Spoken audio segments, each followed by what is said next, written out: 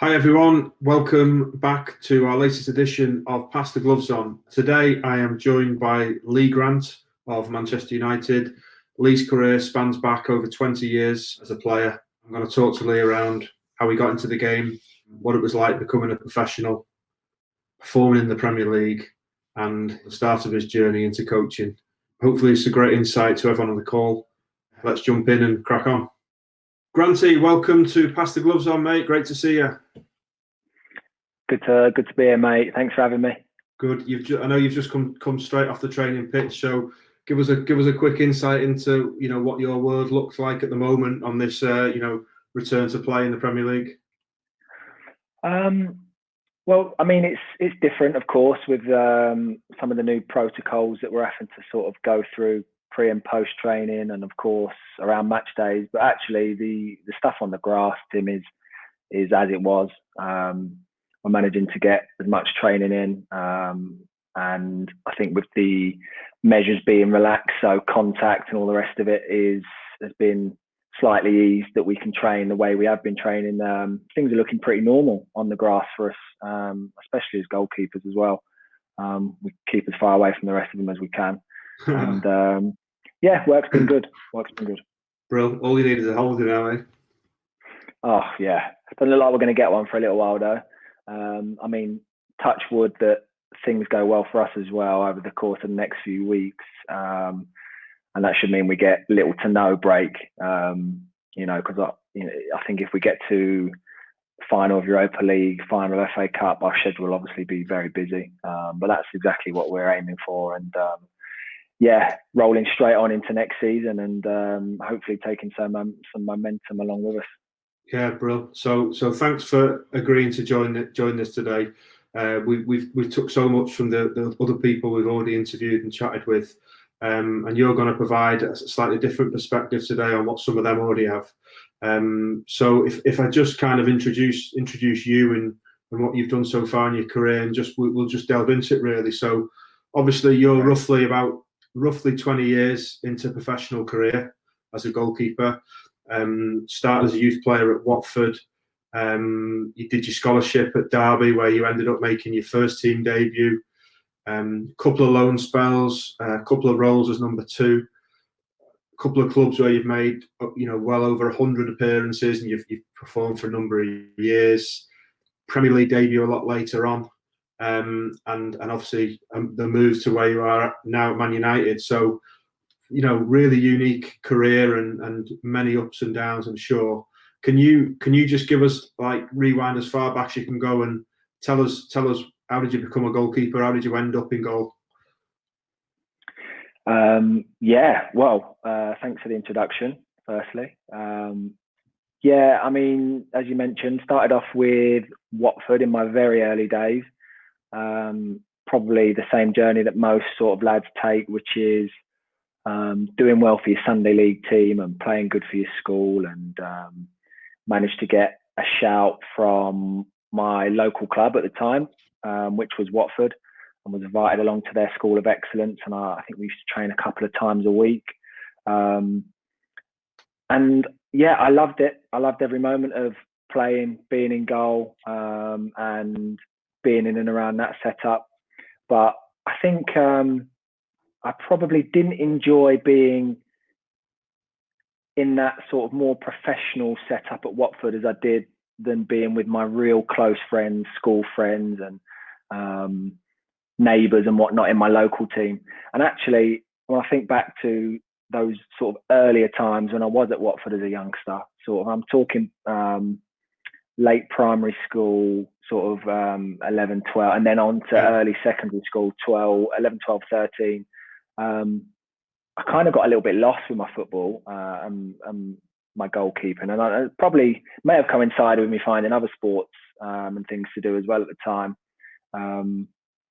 But I actually found myself being released from Watford. I think I was about 13 when I was sort of no longer being invited along to training or games, and sort of found myself just playing Sunday league really. And I think that's when I really started to enjoy it again. Because there was a period where I was actually debating whether or not football was going to be for me.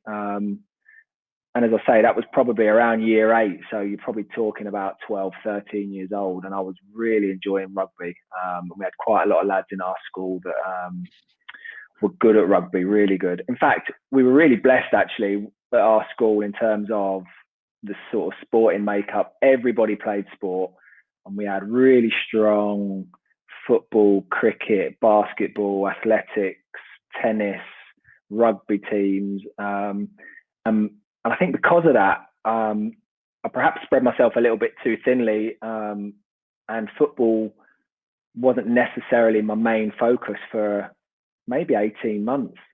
And it wasn't until I started to get to sort of 14 where I started to wonder what it was I'm going to be doing post school, and actually start thinking about where my strengths lay. And really, my first love has always been goalkeeping. So that was what drew me back into it, and kind of just knuckled down and got my head down, and got a shout, fortunately, for a trial up at Derby just before, I think I must have been there about year 10, so it would have been about 15. So I left it quite late, really, to get back into the system.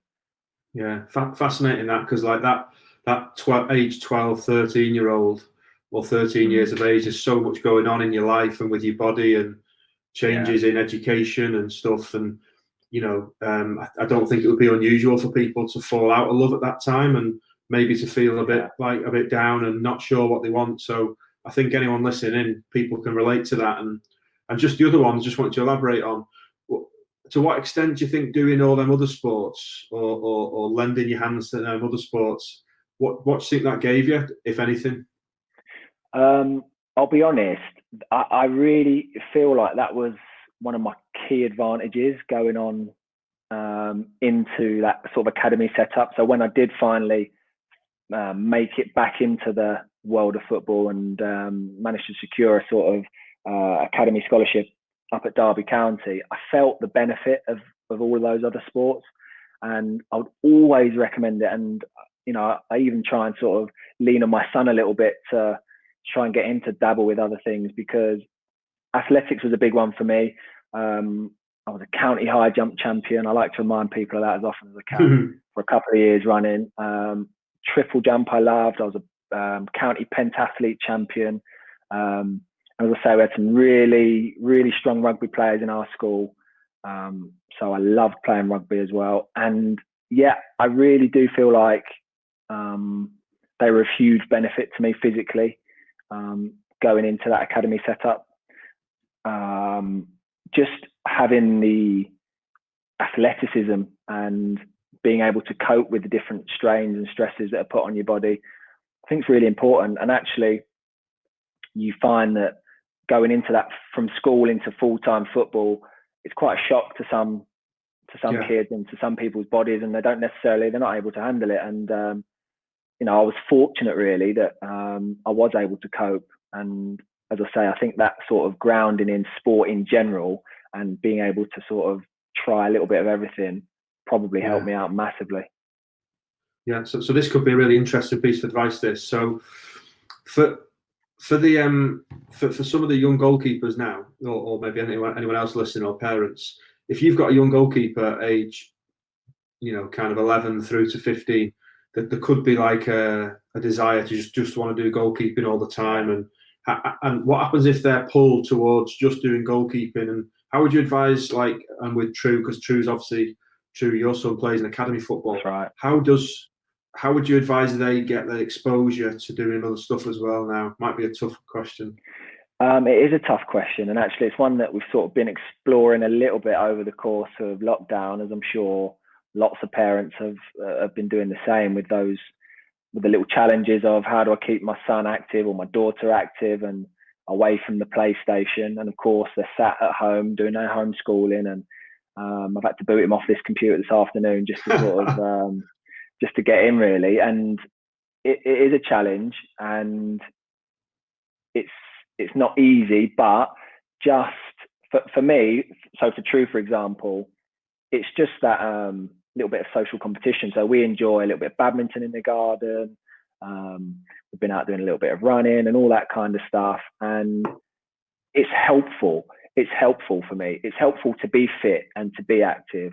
And it's not easy because True, for example, as you mentioned, is in an academy, and there's a big difference between what he's doing now and what I was doing at the same age. So at 14, my program looked like a couple of nights a week at the local leisure centre with Watford, or it was training once a week as I was invited down to Chelsea to train, or it was a trial here or a trial there. Whereas his is very regimented. The program is a lot more full on, much more hours.